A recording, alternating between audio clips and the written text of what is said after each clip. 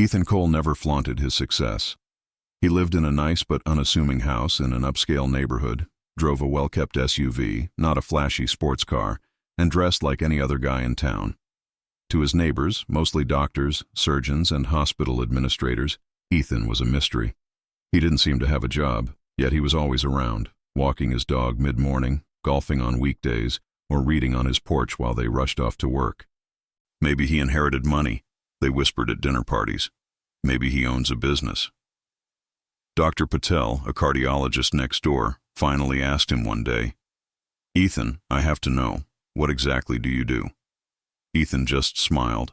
"I trade futures, about an hour a day." The doctors laughed. Trading? No way he was making real money from that. But they didn't know about vector games.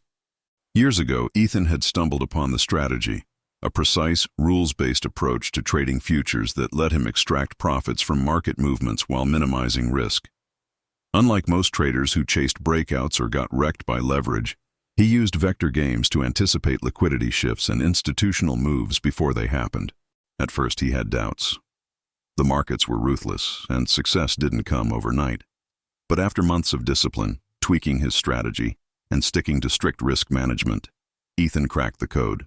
Soon, his one-hour trading sessions replaced a full-time income. Then, they surpassed it. Now, he was making as much, if not more, than the doctors who spent years in medical school and worked grueling 80-hour weeks. The difference?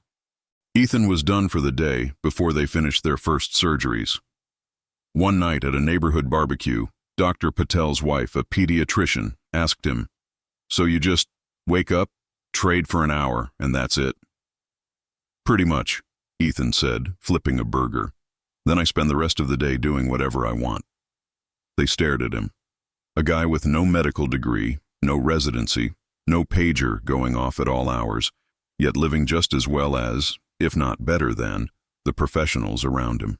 Ethan sipped his drink and chuckled. He wasn't a hedge fund manager, he wasn't on Wall Street. He was just the millionaire next door, and nobody could quite figure out how. You can find out more about vector games in my other videos. Subscribe.